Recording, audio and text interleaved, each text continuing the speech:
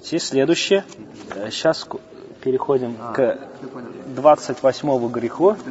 28 грех. Это ар-раджиляту минан-ниса валь-муханнасу минар-риджаль. Мужеподобные женщины и женоподобные мужчины.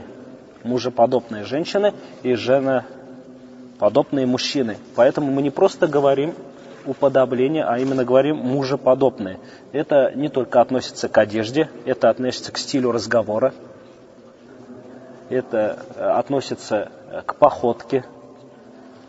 Например, женщина, как мужчина, идет на рынок и идет как это, показывая свою силу, свою гордость.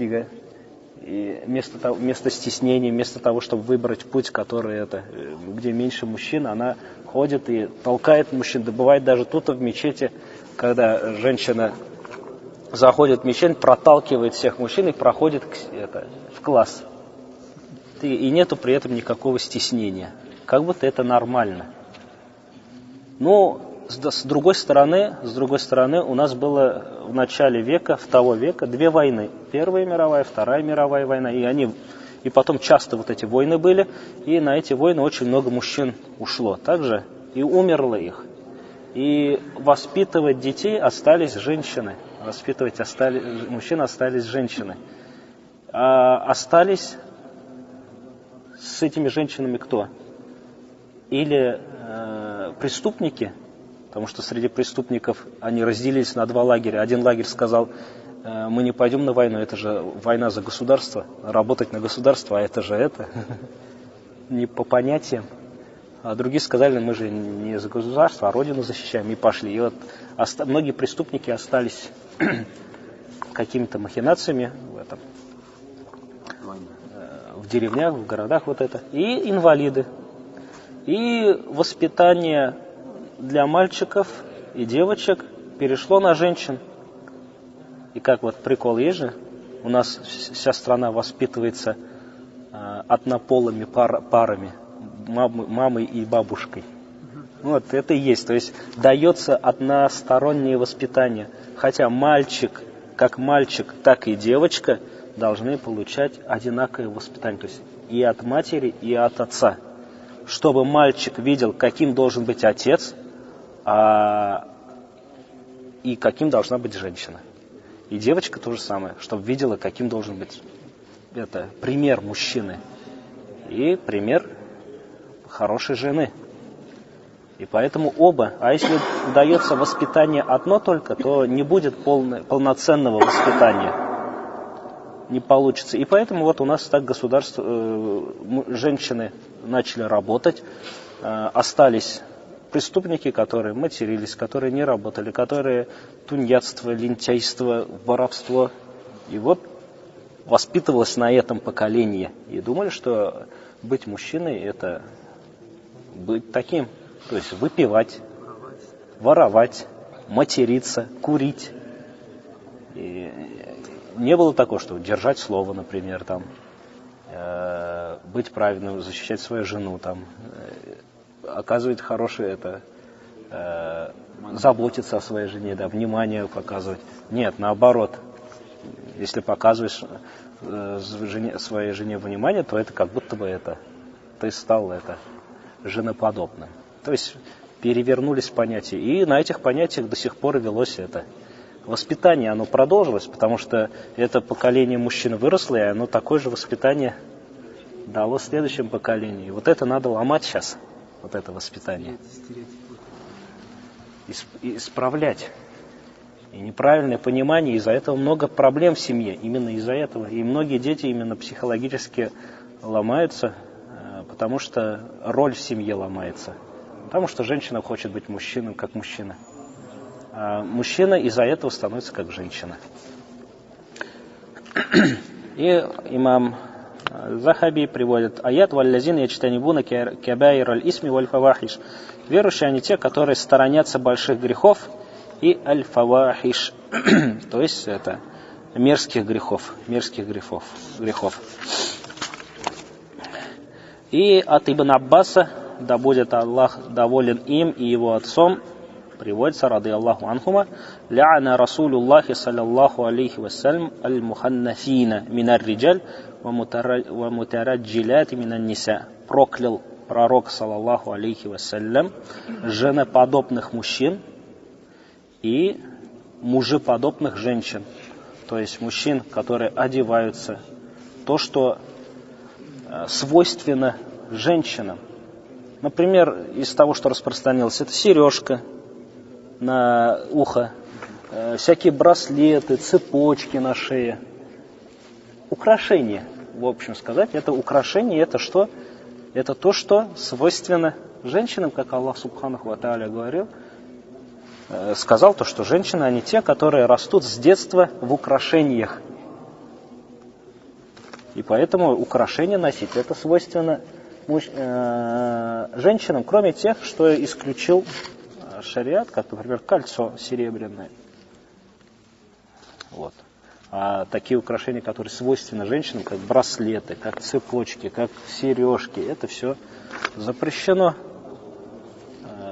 То же самое виды каких-то одежд там. Бывает, что мужчины такие одевают, уподобляясь походке женщинам, склоняется как-то, говорит, старается мягко, руку протягивает вот так, когда здоровается. То есть пророк, саллаллаху алейхи вассалям, когда здоровался, говорили, у него мягкая рука была.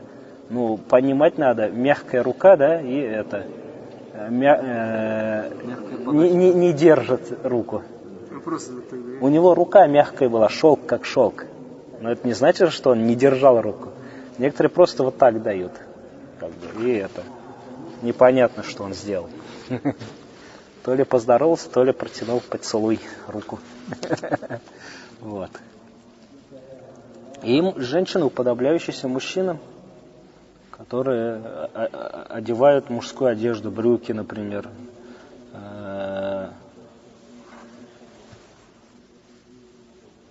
которые в походке, вот как я сказал,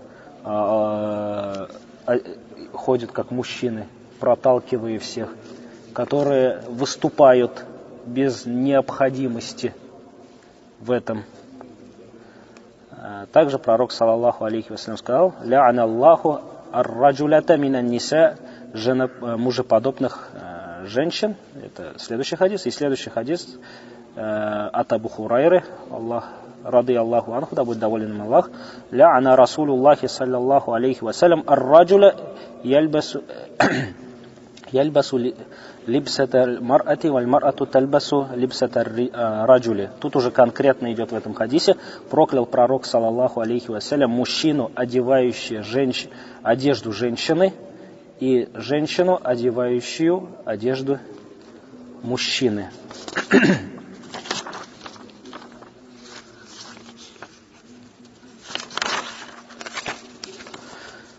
И также пророк, саллаллаху алейхи вассалям, сказал: две группы людей из обитателей огня, но я их еще не видел, говорит. То есть они еще среди мусульман не было в то время. Каумун маахум сиятун ка'аднабиль бакар ядрибуна биханнас. Народ, у которых будет плетки, как коровьи хвосты, и они будут ими сгонять и бить людей. В других хадисах говорится, что вот это про полицейских. То есть очень много перед судным днем распространится, очень много будет всяких полицейских, и они именно нарушая, то есть делая зулем, делая несправедливость, будут бить людей без права на это. И женщины, вторая группа женщин, кясиятун, одетые, но в то же время раздетые. Маилятун, склоняющиеся, и мумилятун, склоняющие. То есть вот это склоняющиеся и склоняющие, разные шархи есть. Одно из шархов склоняющиеся от истины, и других склоняют от истины. Сами отклонились от истины, и других отклоняют от истины. Также одно из тафсиров, то есть ходят слишком раскачиваясь. Как говорится, проститутки, чтобы показать, что это, привлекая внимание. И в это можно еще добавить из современного, это высокий каблук. Высокий каблук, когда женщина одевает, и этот высокий каблук издает звук, привлекая внимание. И также у него очень, несмотря на то, что это очень сильно распространено, у него очень много вреда для женщины. И несмотря на это, женщина все равно одевает это, будучи порабощенной модой. Аллах Субханаху ва Тааля запретил женщинам, которые есть это украшение под хиджабом, специально, говорит, не ударяйте ногами, чтобы это звон не произошел. И хотя украшение где? Под хиджабом, но это дает фантазию мужчине. Если он слышит, что там украшения вот так есть, и они звучат, это из-за того, что только дает фантазию для мужчины, у которого испорченное сердце, Аллах Субханаху ва Тааля запретил даже им специально ногами ударять. И каблук это естественно, потому что это специально делается для того, чтобы что? У него звук специально выходит, и походка изменяется. Руусухунна ке аснамиль бухт. Их головы, то есть волосы, подобны горбам верблюдов. То есть это сделано. Башня на голове. Сейчас в Турции, кстати, такая мода пошла. Вот так эти делать. Женщины, да? Да. Башни делать. И у нас обычно это делается, когда девочки делают. Девушки. На 25 мая, там, когда это выпускной, на свадьбе делают. Такой вот это. Высокие это волосы. Одно дело, когда женщина завивает вот так, и вот так остается. А другое дело, это когда вот делают башенку такое. И пророк, саллаллаху алейхи, сказал, что это не разрешено. Ля ядхулюна аль-джанна, они не войдут в рай. Валя яджидна рихаха, и не почувствуют его запах. Ва инна рихаха ля туджаду мин масирати каза ва каза, а его запах чувствуется на расстоянии такого-то, такого-то. То есть некоторых приходит там, например, 70 лет пути там. Запах рая, да? Да, то есть очень далеко. Пророк, саллаллаху алейхи вассалям, также сказал: «Аля халякар риджалю хина атаун ниса», поистине погибли мужчины, когда подчинились женщинам. То есть когда женщины начали управлять, начали совершать дела мужчин. Мужчина, как мы сказали, у него природа такая: если кто-то берет его заботу, он отдает эту заботу. Если женщина один раз пошла мусор выкидывать, она всю жизнь выкидывает мусор.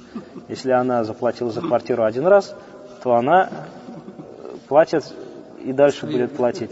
И вот так, все, что мужчина не делает, если женщина на себя берет, она это будет брать, и у нее природа такая, она не может на месте сидеть, ей надо делать что-то, и при этом она делает несколько дел, она не может одно дело только делать. Поэтому у женщин меньше профессионалов в своем деле. Мужчины профессионалы, большинство мужчин, даже вот если готовка скажет, лучшие повара это мужчины. Почему? Потому что мужчина может концентрироваться на одном деле. А женщина не может, она зато может несколько дел сразу, одновременно делать. Поэтому они лучшие воспитатели. Также, когда несколько детей надо смотреть, и при этом готовить надо, и при этом то смотреть, и дом смотреть. И поэтому они могут отвлекаться на несколько дел, и при этом не забывать. То есть несколько процессоров запускается, и обрабатывать. Но они поэтому не могут концентрироваться на одном. Тяжело им. Отвлекает их сразу. И это надо сделать, и то надо сделать. И поэтому вождение там для женщин очень опасно. Да.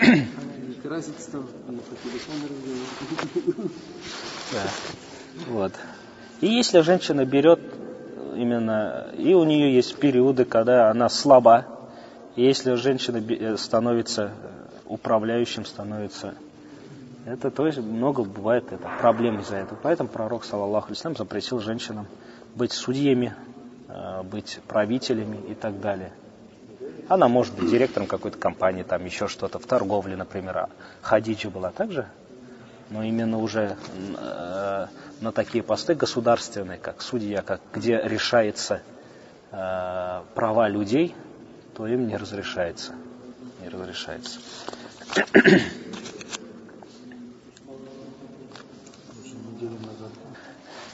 И имам Захаби говорит, фамин аль-аф'аля лати туль'ану алейха аль-мар'а, из дел, за которых женщина бывает проклята, это изгару зина, когда она показывает зина, показывает украшения, то есть как макияж, например, как сейчас сделали, например, ногти, подражая этим, длинные ногти, при этом тахарат не берется, также лак там, например, тоже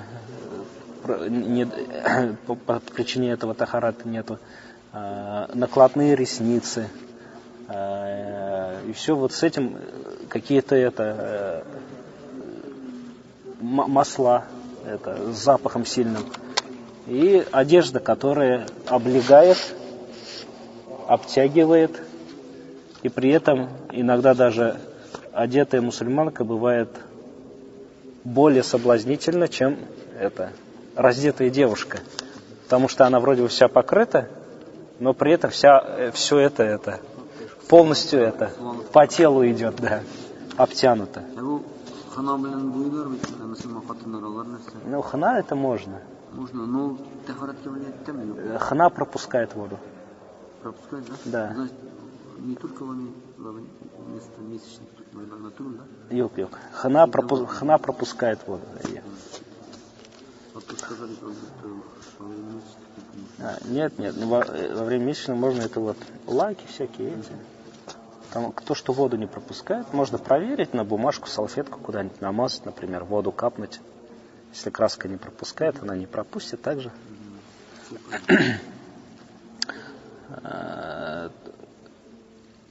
И когда она одевает украшения под своей одеждой, которая при ходьбе будет издавать звуки или показываться, то есть обтягивать, например, и украшения, все это видно. То же самое, это брюки вроде бы, как шейхи говорят, то есть с одной стороны, некоторые говорят, они же широкие, а с другой стороны, говорят, тут-то можно узнать, она худая, толстая и так далее. То есть много чего проявляет Когда она мажется миском, что такое миск? Запах недоеденный. У нас есть вид оленей, у которых в какой-то период, где пупок начинает мускус выходить.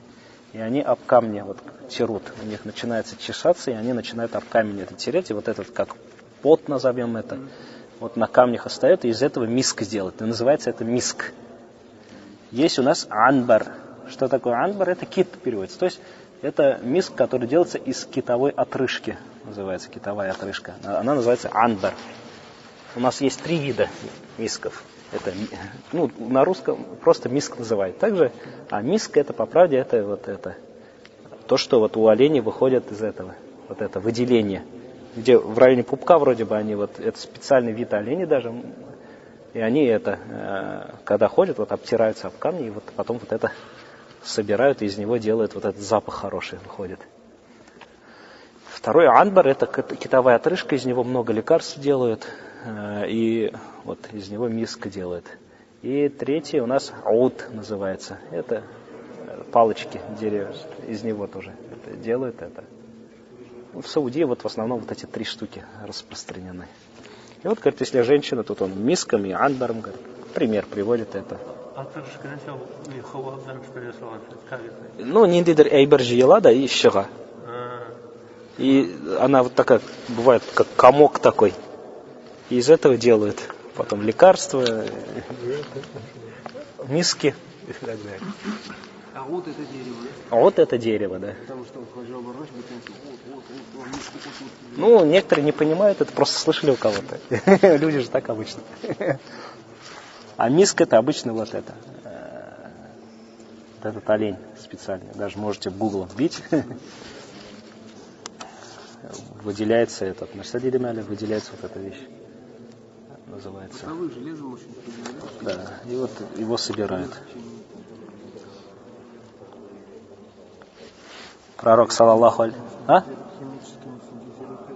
Тоже делают, просто это натуральный, и запах у них сильный, и надолго остается. у них очень дорого они стоят. Там сколько грамм, там 1 миллилитр или там по 100 реалов, это, на час это будет около 2000. И они на 3-4 дня остаются. Бетмиллер. Их специально даже мажут не на одежду, а вот где кровь проходит очень сильно. И вообще всегда так мажут, так же вот сюда, тут-то, потому что кровь вон идет тут-то обычно. Да. А если она химическая, она обычно не, что на одежду, что на это, разницы нет. А вот они, если вот именно на эти места, она бывает вот этот даже миска или ут, они очень вонючие бывают. Но если их на вот эти места делать, и когда вот с человеческим потом начинает резонировать это, они другой запах дают. И вот этот запах долго выделяется и вкусно бывает. Некоторые неправильно его на одежду делать, и он воняет потом, как навозом.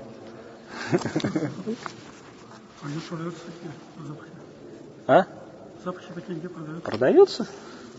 Просто большинство из них разбавлены, потому что очень дорого стоит. Заказывай их с хаджи, да. Ну, если, конечно, хаджи найдет. Он разбавленный может просто купить и все. Не, вот мы ездили, вот нашли, вот покупали, дорого покупали, но не знаю, натуральный, ну, истинно противный, конечно. Вот его на кожу надо именно. На кожу, да. И она когда вот начинает уже потеть там, или еще что-то, вот тогда запах дает. Пророк, саллаллаху алейхи, сказал, если женщина надушилась и прошла где, в том месте, где сидят люди, то она такая-то, такая-то, имеется в виду зяния, имеется в виду прелюбодейка. Так как склонила взоры мужчин по отношению к ней. وَقَرْنَ فِي بُيُوتِهِنَّ وَلَا تَبَرُّجْنَ تَبَرُّجَ الْجَاهِلِيَّةِ. Пророк Аллах Субхану ва Тааля женщинам сказал, и пускай они находятся в своих домах. То есть основа женщины находится дома, и пускай приучите жену, если она куда-то уходит, чтобы звонила и говорила, можно я туда пойду, можно сюда пойду. То есть это очень хорошо. И пускай они не раздеваются, как раздевались во время невежества, во время джахилии. И пророк, саллаллаху алейхи ва саллям, сказал, не запрещайте женщинам приходить в мечети. Однако дома их лучше им. Лучше, чем что? Лучше, чем мечети.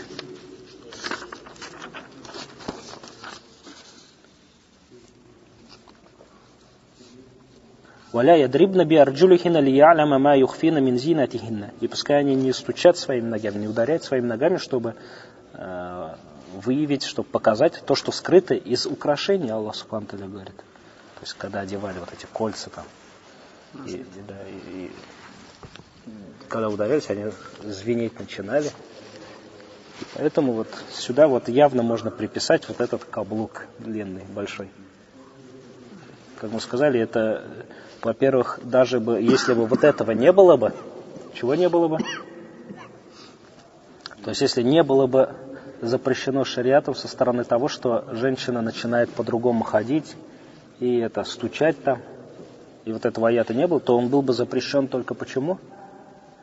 Из-за вреда, который приносит позвоночнику, ногам и так далее. Напрягаются ноги, там появляются варикозы, осанка. Особенности, когда беременные, там очень много плоду вред наносят себе, вред наносит, большое это давление идет на позвоночник и так далее. Это даже со стороны этого очень плохо.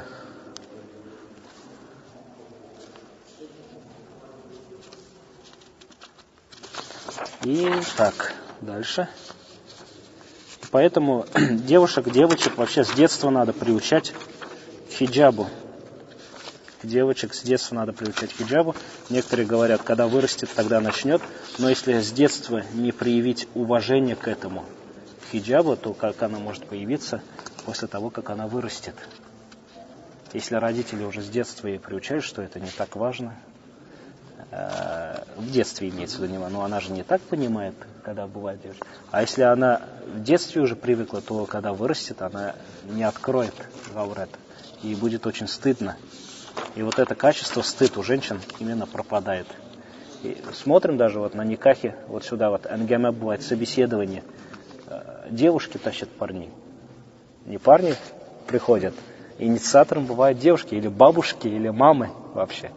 Но не мужчины. Ну это же ненормально, Барьяхтал Карагаш. Да, альхамдулля приводят, да, ну это нормально, что приводят, но ненормально это со стороны того, что мужчины пассивны в этом. То же самое, если посмотреть другие вещи. В Рамадане, помощь в Рамадане идет. Там апалары готовят, нарезают, там у них целые группы есть по 20-30 человек. А у мужчин что? Уговариваешь, айда киль, там. Тяжело приходит. Ну, понимаю, работы есть, у женщин нету работы, но с другой стороны, даже если процентное соотношение посмотреть, оно очень-очень огромное. И женщины с этой стороны активнее, хотя мужчины должны быть активны. Женщины много это дают, как сказать, инициатором многих мероприятий бывает. У мужчин таких инициаторов нет. Обычно хазраты какое-то это мероприятие делают. Но нету такого, чтобы прихожанин пришел и какое-то это мероприятие предложил или еще что-то. Обычно вот шевелить приходится кого-то. Но не так, чтобы прихожане сами брали на себя какую-то ответственность. Хазрат делает там это. Тоже с чайку вот делали. Братья после в чайке приходят, а почему так не сделали, а почему так не сделали? Хотя за какое-то время уже было объявлено. В этот день будет чайка, и никто не пришел, давайте я возьму на себя так-то. Давайте я буду это, например, организатором, давайте я буду там за это отвечать. Никто не пришел. Так же? Но зато претензии проявили после. А почему в общую делали это?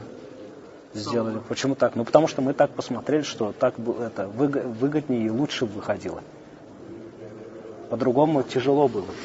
Как, например, у нас хазратов очень мало, и, например, на все это не распределить. А если вот зовешь, айда, ну, времени нет, того нет, этого нет, это. И вот с мужчинами тяжело работать, а с женщинами вообще легко. Любая эта организация, раз, все уже организовано.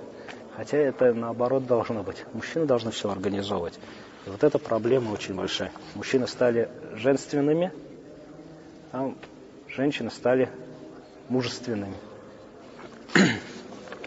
Следующий грех, так, время еще есть, это аль-мухаллиль валь-мухалляль лаху.